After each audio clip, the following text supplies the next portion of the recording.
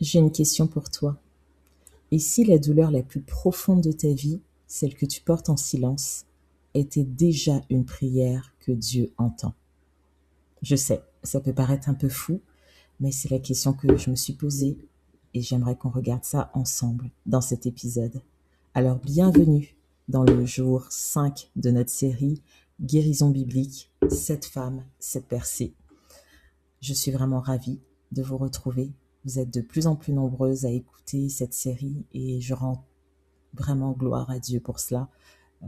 Je suis vraiment émue et je remercie le Seigneur de m'avoir donné un bon coup de pied aux fesses pour faire cette série parce que lorsque je lis vos témoignages et tout ce que le Seigneur fait dans vos vies, je ne peux que dire merci Seigneur.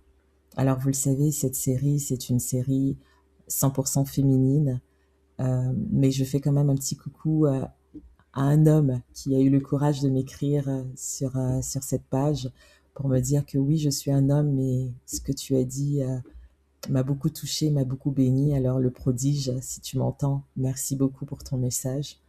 Donc cette série, c'est pour les femmes qui aiment Dieu, mais c'est des femmes qui traversent parfois des saisons où la foi peut être chambranlante, d'accord, fragile. Et c'est pour ça que cette série, elle existe. Alors, je me présente rapidement. Je me prénomme Shelga. Je suis infirmière clinicienne depuis maintenant plus de 15 ans. Je suis certifiée en psychologie positive et surtout, je suis une femme de foi qui est en mission. Et ici, cette série, ce n'est pas une étude biblique, je le rappelle, c'est vraiment un temps que je mets à part, un temps d'intimité avec le Seigneur et je partage avec vous mes réflexions, ce que le Seigneur m'a révélé dans mes temps de méditation et de prière. Donc, si tu veux aller plus en profondeur, c'est à toi d'aller chercher la face de Dieu dans tes moments de méditation également. Mais ici, ce qu'on vient faire, c'est vraiment chercher une révélation. On vient chercher des clés, des percées pour ce qu'on vit aujourd'hui, nous, en tant que femmes. Et aujourd'hui, justement, j'aimerais te parler d'une femme qui a connu une souffrance incroyable. Et tu connais probablement cette histoire. J'aimerais te parler de Anne.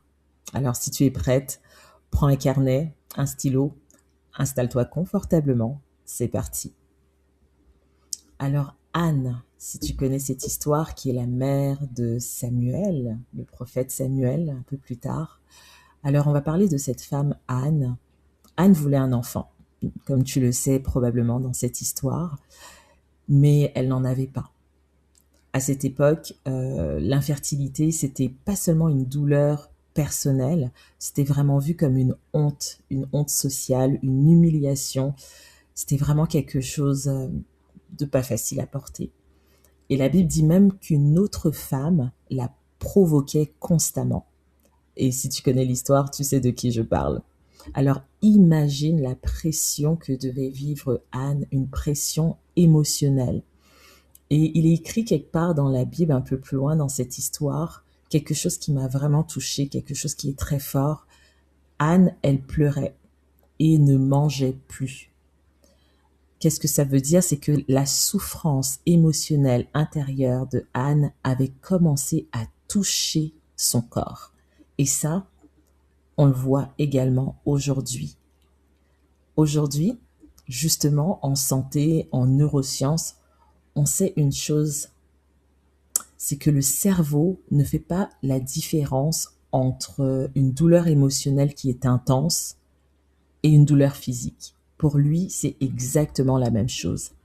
Ça veut dire que quand une femme traverse un temps d'attente, une déception qui est répétée, un sentiment d'échec ou même l'humiliation, ton système nerveux, il voit ça comme une attaque et il se met en état d'alerte. Alors qu'est-ce que ça veut dire? Tu le sais, je te l'explique régulièrement. Lorsque tu es en état d'alerte, ton cortisol va augmenter dans ton corps. Tu vas voir que tu vas avoir plus d'inflammation, ça peut monter, l'inflammation dans ton corps, euh, ton sommeil devient plus fragile, ton énergie justement va diminuer et c'est là que l'anxiété peut s'installer. Alors à force, la fatigue va vraiment devenir comme globale, généralisée. Dans le cas de Anne, si je reviens à l'histoire de Anne, Anne, elle n'était pas faible. Moi, je le vois pas comme ça. Je comprends que son système nerveux était épuisé, saturé, il était rempli. Et beaucoup de femmes aujourd'hui vivent exactement la même chose. Pas forcément l'infertilité comme l'histoire de Anne, mais il y a beaucoup de femmes qui vivent dans l'attente. Un projet qui n'avance pas, une prière qui reste sans réponse, une saison qui est difficile dans leur vie. Et à force, le corps commence à parler. Un jour, Anne va rentrer dans le temple. On le voit dans la parole de Dieu. Et elle se met à prier. Mais pas comme d'habitude. Si tu regardes bien, la Bible dit que ses lèvres bougeaient, mais qu'il n'y avait aucun son qui sortait de sa bouche. C'était une prière qui était tellement profonde. La prière que tu sais que tu fais quand ton âme il est brisée. Et quand je lis ce passage, je peux pas m'empêcher de repenser à une saison dans ma vie. Justement, il y a quelques années de cela, pas si longtemps, je suis tombée malade du jour au lendemain. Des vertiges violents, perte de poids fulgurante en quelques jours, une fatigue extrême, sensibilité à la lumière. Bref, je n'avais jamais vécu ça auparavant. Et j'ai passé des mois et des mois dans mon lit, alité, sans aucun traitement parce que les médecins ne savaient pas et ne comprenaient pas ce que j'avais. Moi qui suis une femme active, toujours debout, toujours dans le mouvement, là, je ne pouvais pas tenir debout toute seule. Je ne pouvais littéralement rien faire toute seule. Et honnêtement, il y a eu des moments justement où je me suis dit, l'ennemi voulait vraiment m'éteindre en fait. Il voulait vraiment me supprimer. Et lorsque j'étais allongée justement dans mon lit, dans le silence, dans la noirceur de ma chambre, j'ai prié. J'ai prié dans mon cœur. Parce que tout simplement, je n'avais pas la force de prier à voix haute. Ce n'étaient pas des grandes prières que je faisais, ce n'étaient pas des mots très compliqués. C'était souvent des soupirs, des pensées, et je parlais à mon Dieu. Et aujourd'hui, je comprends que cette expérience, et je vais te le dire avec une ferme conviction, que ce sont ces prières-là qui m'ont sauvée. Dieu m'a entendu dans ce moment précis. Et c'est exactement le parallèle que je fais avec l'histoire de Anne. Dieu a entendu Anne dans cette prière profonde. Avant même que la situation ne change, Dieu a fait en sorte que son état intérieur, ce qui se passait à l'intérieur d'elle, commence à changer. Et ça, ma sœur, c'est magnifique. C'est extraordinaire.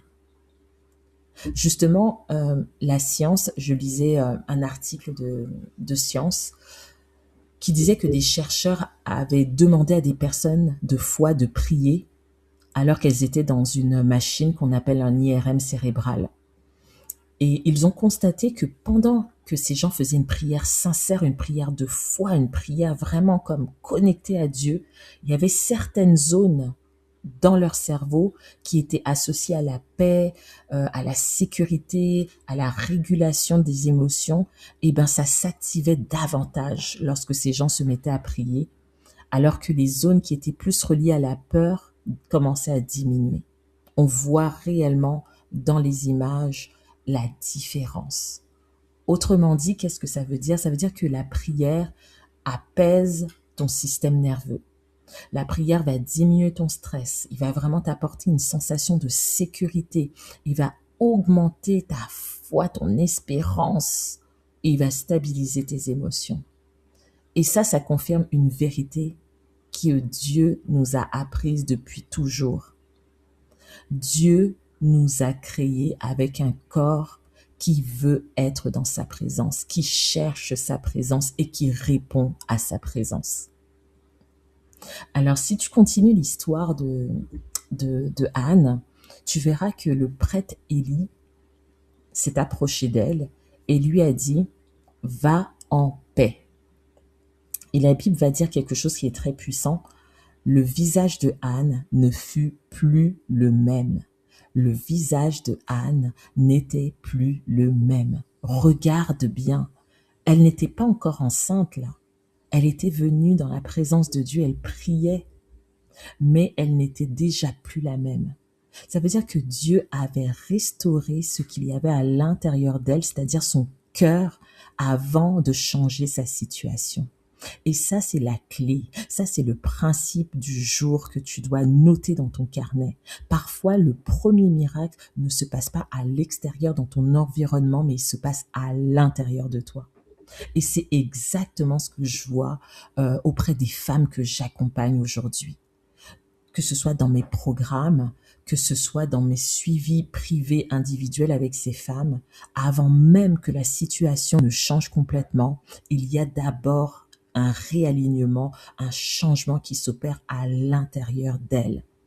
C'est là que tu vois que la paix revient. C'est là que tu vois qu'il y a une force qu'elles pensaient qu'elles n'avaient pas qui renaît, une espérance qui avait peut-être été éteinte par l'ennemi. Tu vois que cette espérance se remet à briller, à se rallumer à l'intérieur d'elles. Parce que Dieu commence toujours par restaurer l'intérieur. Alléluia.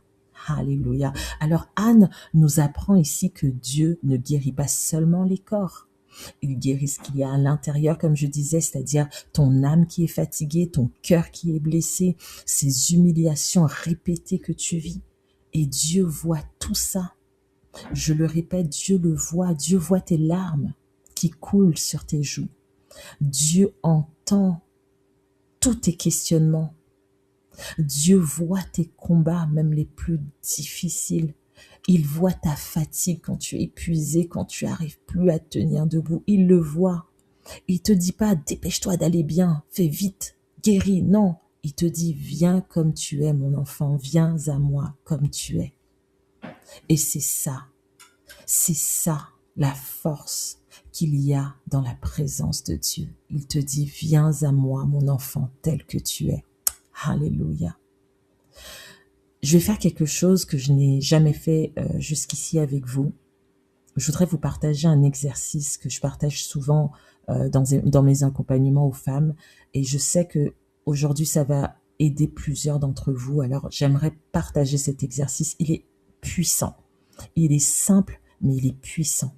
Fais-le avec foi. Fais-le avec une pleine conviction. Et tu verras. Et tu verras. Et tu verras. Alors l'exercice te demande simplement de d'abord déposer ta main sur ton cœur. Une fois que tu as déposé ta main sur ton cœur, tu vas te mettre à respirer lentement mais profondément. Et maintenant, je vais te demander de nommer devant Dieu, que ce soit dans ton cœur ou à voix basse, si tu veux que personne ne t'entende. Tu vas dire exactement ce qui te fait le plus mal en ce moment. C'est pas une prière parfaite, c'est juste que tu vas dire la vérité. Par exemple, je vais t'aider. Tu peux dire, Seigneur, je suis fatiguée d'attendre. Ça fait trop longtemps, Seigneur, que j'attends pour telle chose. Je suis fatiguée. Ou encore, tu peux dire, Seigneur, ce que je vis là, ça me fait mal, papa, ça me fait mal. J'en peux plus, mon cœur se déchire. Sinon, tu peux aussi dire, Seigneur, j'ai peur. J'ai peur, papa. Actuellement, j'ai peur de m'effondrer. J'ai peur de ce qui m'arrive. Et ensuite, tu vas rester quelques secondes dans le silence. Pourquoi cet exercice, il est puissant? Parce que lorsque tu arrives à mettre des mots sur tes émotions, sur ce que tu vis, ton cerveau, lui, il va commencer à diminuer naturellement l'intensité du stress que tu es en train de vivre. Parce que tu l'as nommé. Le système nerveux va s'apaiser. Et spirituellement, ce qui va se passer, c'est que tu es en train d'ouvrir un espace pour que Dieu puisse agir. C'est comme une invitation. Tu dis, Seigneur, maintenant agis. Alors, n'hésite pas à réécouter cet épisode pour encore mieux comprendre la profondeur de cette clé Et je t'ai partagé cette clé avec amour parce que je crois que cette clé, je le sais, c'est celle qui m'a sauvée. Si je suis aujourd'hui capable d'être devant vous, tu es capable d'écouter ma voix aujourd'hui, c'est parce que dans le silence, le Seigneur est venu me réparer et me faire du bien. Alors si jamais tu te reconnais dans cette histoire, l'histoire de Anne, mon histoire, je te demande d'écrire dans les commentaires Amen, Amen, Amen. 3 fois Amen.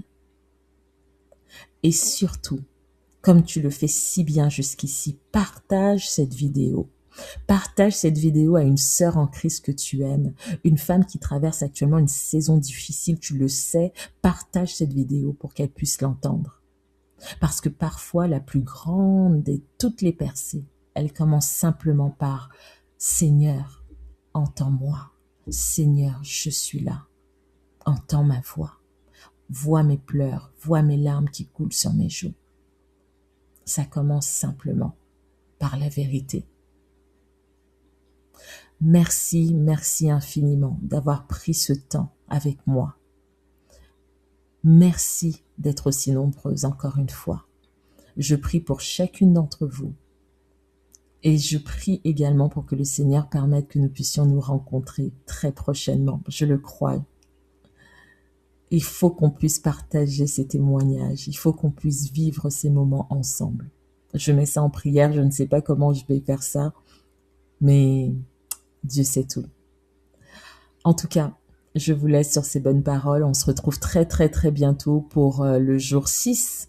Oui, le jour 6 de la série Guérison biblique, 7 femmes, 7 percées. Que le Seigneur vous bénisse richement et prenez soin de vous, mesdames. À bientôt.